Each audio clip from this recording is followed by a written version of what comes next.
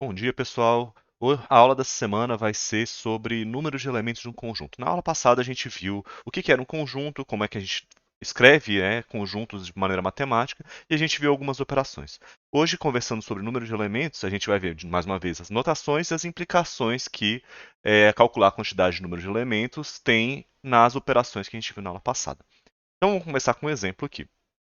Imagina esse conjunto A representado nesse diagrama de Venn, que tem os elementos 1, 2 e menos 5. Em outras palavras, a gente tem essa escrita matemática aqui para o conjunto A, né? Então está bem claro que o conjunto A tem três elementos, mas como é que a gente indica isso de uma maneira matemática, né? Existem três formas principais, assim, mas existem muitas outras, tá? O que a gente mais usa são essas duas primeiras, tá? Então, quando você quer dizer que A tem três elementos, você coloca entre essas barras verticais o conjunto que você quer calcular, né, a quantidade de elementos, e você lê assim, ó, o tamanho de A é igual a 3, ou a cardinalidade de A é igual a 3, ou o número de elementos de A é igual a 3, e a mesma coisa que para baixo, são só maneiras diferentes de escrever. Essa terceira é menos comum, mas às vezes você acha por aí, tá? Em alguns livros, às vezes em algumas provas de acesso a universidades, mas atenha-se a essas duas primeiras são as mais comuns, beleza? Então, até aqui não tem nada muito, nenhuma novidade, né? Mas olha só o que, que acontece quando a gente tenta calcular a quantidade de elementos de uma união entre dois conjuntos. Olha só o que, que acontece. Imagina esses dois conjuntos aqui. O A, que você acabou de ver, 1, 2, menos 5, e tem esse outro conjunto B, 2, menos 5, 8 e 10. Bom, o conjunto A tem três elementos. Beleza, de acordo. E o conjunto B tem quatro elementos. Então você imaginaria que quando você faz uma união é uma operação parecida com a soma, né? Você está adicionando os elementos em um mesmo bloco chamado conjunto união, né? Desses dois originais. E você imaginaria, bom, esse conjunto novo aí deve ter sete elementos, né? Que é a soma de 3 com 4. Cuidado! O conjunto união não tem sete elementos. Isso acontece porque o conjunto A e o B tinham elementos em comum. Então, se você olhar aqui, o elemento 2 e o elemento 5, menos 5, são elementos comuns, tanto a A quanto a B. Então, se você simplesmente somasse a quantidade de elementos de um e de outro, o que você obteria seria esses elementos duplicados. Isso não acontece em conjuntos, né? Não existe elementos duplicados dentro de um conjunto.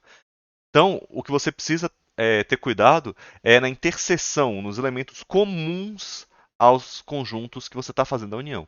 Então, isso aí aconteceu porque a gente tinha elementos comuns. Então, a maneira razoável de você resolver esse problema é, se você quiser calcular a quantidade de elementos de uma união, você soma os dois conjuntos originais, a quantidade de elementos, seria o 3 mais o 4, mas você tem que retirar a quantidade de elementos duplicados que você fez. Então, no caso de A e de B, quantos elementos existem em interseção? São dois, né? O número 2 e o número menos 5. Então, depois de eu contar o A mais o B, eu tenho que subtrair os elementos comuns. Então, dessa forma, ficaria desse jeito aqui. Ó. Eu somei o número de elementos do A, que é o. Opa! O A tem 3 elementos. Somei a quantidade de elementos do B, que tem 4 elementos.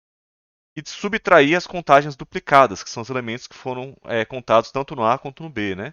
São dois elementos comuns. Então, se você faz 3 mais 4 menos 2, dá o 5 que você esperava que ia acontecer mesmo. Beleza? O que a gente vai fazer agora é uma representação visual disso para você lembrar dessa fórmula, né? Isso é uma fórmula, né, pessoal? Olha só. Imagina só. Representando o conjunto A por esse círculo e o conjunto B por esse círculo, a união desses conjuntos seria juntar esse círculo A com o círculo B, né? Mas olha só, se você calcula primeiramente a quantidade de elementos de A, na equação você teria isso aqui, ó. Você tem o A, né? Eu vou montando essa equação passo a passo. Então, beleza. Eu tenho o conjunto A. Então, significa que você coloriu essa parte aqui, essa região interior, né, a essa circunferência que representa o bordo de A.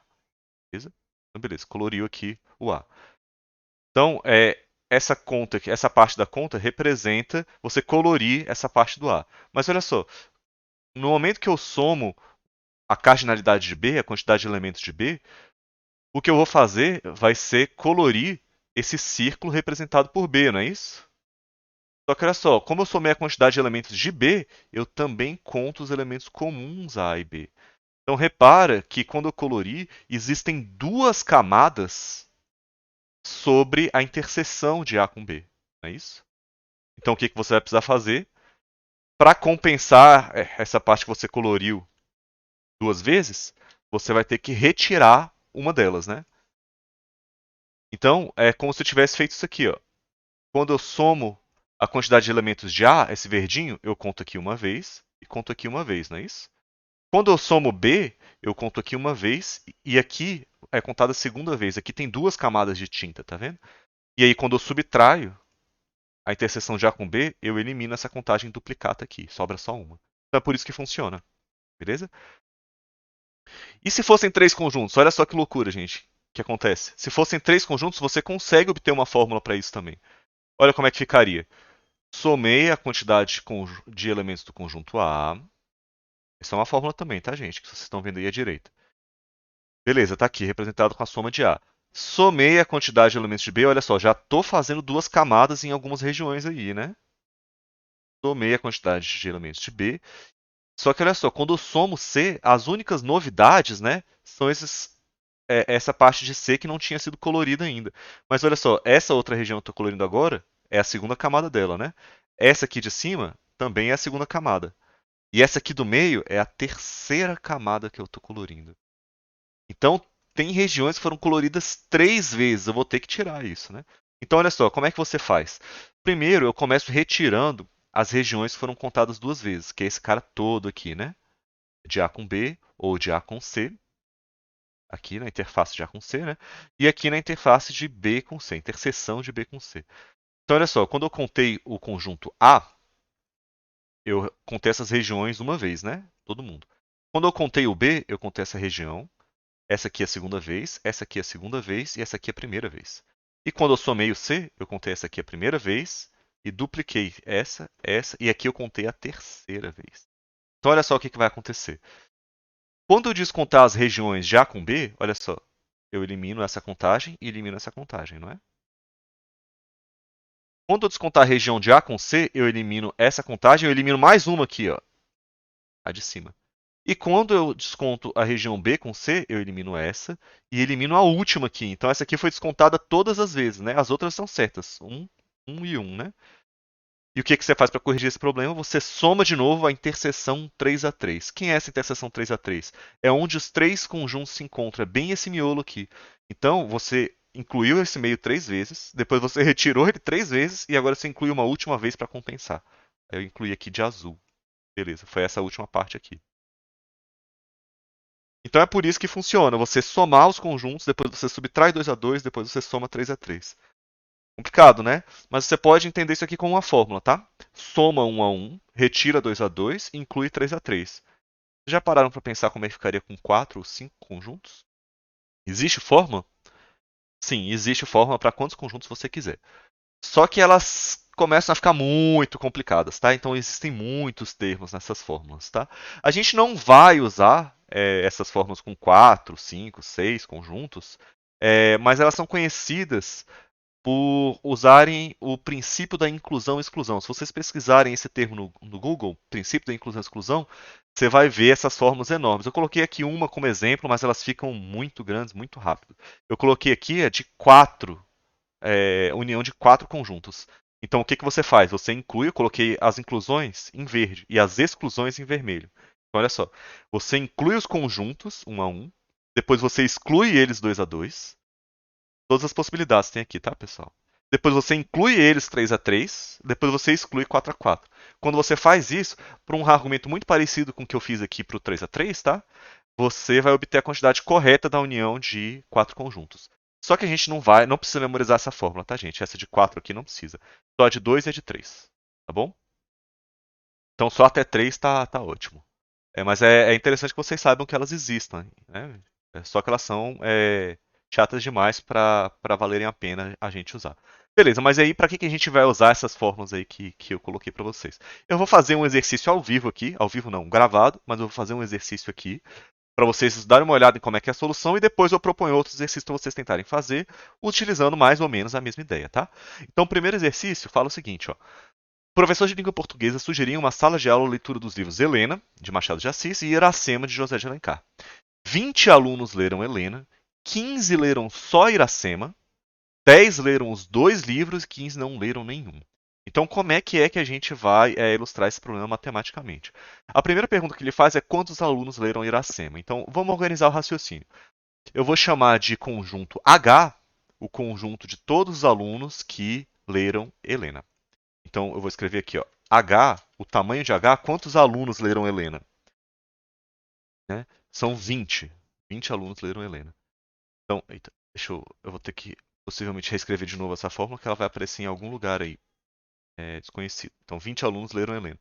Mas eu gostaria de ilustrar essa ideia para ficar um pouco mais claro para vocês. Então, vou escrever um círculo aqui e vou colocar um H. Vou colocar um H nesse círculo aqui. Dentro desse círculo ficam todos os estudantes que leram Helena. Tá. Então, eu vou fazer um círculo parecido para Iracema.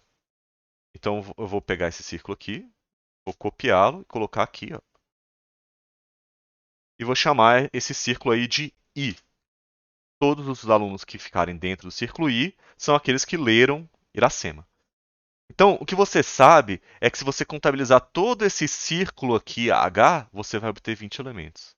Mas olha só o que ele fala. Tem 15 alunos que leram só Iracema. Então, eu vou escrever aqui, ó, 15 alunos leram só Iracema. Então, eu vou colocar o número 15, representando a quantidade de elementos, que leram só Iracema. Então, toma cuidado, esse 15 está dentro de I, porque eles leram Iracema, mas estão fora de H, porque eles não leram Helena, eles só leram um dos livros. Beleza? Então, a próxima informação que ele fala é que tem 10 indivíduos que leram os dois livros. Então, tem 10 camaradas aqui. Se você quiser escrever isso matematicamente, você escreveria assim, ó. A interseção entre H e I, ou seja, aqueles que leram os dois livros, né, tanto H quanto I, isso não é 20 não, né? É 10. Tem 10 indivíduos que leram os dois livros, conforme diz o enunciado. E além disso, ele fala que tem 15 caras que não leram nenhum. Então, tem 15 indivíduos que estão fora desses dois círculos. Então, vou colocar um retângulo grande aqui e deixar do lado de fora outro número 15, representando os caras que não leram nenhum dos dois livros. Beleza? Então, a pergunta que ele faz é: quantos alunos leram Iracema? Agora ficou fácil, porque olha só. Você tem 10 caras que leram os dois e tem 15 que leram só Iracema. Então basta você somar esses dois números aqui. Então quantos leram Iracema? Ora, tem 25 alunos que leram Iracema. Por que 25? Porque é 10 mais 15, né? Esses 10 da interseção mais os 15 que tinham lido só Iracema. Então a resposta é 25 alunos. Beleza? Tá, e quantos alunos leram só Helena? Então repare que tem uma região que eu não tinha colocado nenhum número ainda, né? Olha só, você sabe que dentro do círculo H existem 20 alunos, né? Mas olha só, essa interseção já foi contabilizada, já tem 10 aqui. Então, para completar os 20, quanto que falta? 10. Ah, e por que 10, professor? É 20 menos os 10 que você já tinha contado, né? Então, eu vou transpor essa equaçãozinha para cá e falo, olha, quem é que leu só Helena? Então, quem leu Helena e não leu Iracema? Ué, os 20 menos o 10, né? Então, sobram só 10 alunos. E agora, qual é o número de alunos dessa sala? Eu vou deletar esse cara aqui, deixar só 10 mesmo. Eu acho que é mais fácil de lembrar depois. Quantos alunos dessa sala? Agora eu posso somar essas regiões sem ter medo de contar nada duas vezes, porque essas regiões já estão sendo contabilizadas separadamente. Se eu tivesse usado 20, né, que é o número de elementos de Helena, eu e usado o i, que é 25, eu provavelmente teria, né, uma contagem a mais dos elementos da interseção. Se eu somar 10 com 10 com 15, você vai obter o número 60. E realmente, são 60 alunos que fazem parte dessa sala. Então, o número de alunos da sala ficaria assim, ó. 10 mais 15, que são esses quatro números dessa região, totalizando 60. E como é que você expressaria isso em termos daquelas equações, né? Então você teria que contabilizar, é só para ilustrar, tá pessoal? A gente já respondeu o problema, realmente dá 60, mas só para ilustrar, como é que a gente usaria aquela fórmula? Você primeiro contabilizaria os alunos que leram algum dos livros, ou seja, a união de H com I. Eu escreveria esse fato matemático usando essa expressão. União de H com I é H, a quantidade de elementos de H, mais a quantidade de elementos de I, menos a quantidade de elementos de H e I. Ou seja, da interseção dos dois. E aí, se você usasse essa fórmula, você obteria o seguinte, ó. Quantos elementos tem H? São 20 caras que leram Helena. Quantos leram Iracema? 25. Então estou substituindo os valores. E quanto leram os dois? Quantos leram os dois? 10. Então, se você fosse agora efetuar essa conta, você ia achar o número 45. Não é o 60 ainda, né, gente? Porque aqui estão só os alunos que leram algum dos dois livros. Pelo menos um, né? Ou só Helena, ou só Iracema, ou os dois. Então são essas três primeiras parcelas aqui, né? Mas falta o pessoal que não leram nenhum. Como é que a gente expressaria esse fato matemático? A gente escreveria assim, ó. Qual o número de elementos que não leu nenhum, ou seja, está fora desse conjunto união? Você escreveria assim, ó. Todo mundo que está fora dos dois. Aí, nossa, professor, que loucura foi essa que você fez? Olha só. Dentro desse conjunto H união I, estão os elementos que leram algum dos dois livros. Quando eu coloco esse Czinho em cima, eu quero dizer o complemento desse conjunto que está entre parênteses. Então, se aqui estão as pessoas que leram algum dos dois livros, fora dele, vai estar quem não leu nenhum.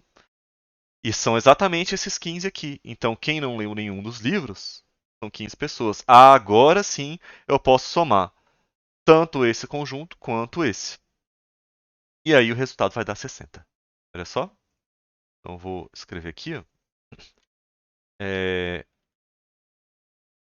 quantidade de elementos da união dos dois, mais a quantidade do que não está nos dois, dando 60. Vocês concordam comigo que essa expressão aqui, tudo bem que eu entendo que essa parte talvez tenha ficado um pouco mais confusa, essa com as equações, mas é importante você ter que essas equações estão em jogo aqui, né? Você poderia usá-las para resolver o problema. Então, concorda comigo que todos os alunos da sala estão representados nessa equação? Por quê? Escolhe qualquer aluno da sala. Ou ele leu algum livro, ou ele não leu nenhum. Então, qualquer aluno está representado em um desses dois conjuntos. Ou ele leu algum livro, ou ele não leu nenhum deles. Só existem essas duas possibilidades, né? Então basta eu somar o 45 dos que leram algum, mais o 15 dos que não leram nenhum. Então convido vocês a fazerem o próximo exercício, que não são só com dois conjuntos, são com três conjuntos, mas usa uma ideia similar e vai usar mais fortemente essa equaçãozinha aqui, tá? Então tentem fazer esse exercício. Se vocês não derem conta de fazer esse exercício 2, aqui eu coloquei alguns exercícios do livro, tá? Que está lá no Classroom, que também existem problemas relacionados com a união de dois conjuntos. Aí vocês podem tentar exercitar aqui no livro e depois voltar para esse exercício 2 do quadro. Então é isso, pessoal, e até a aula de exercícios. Valeu!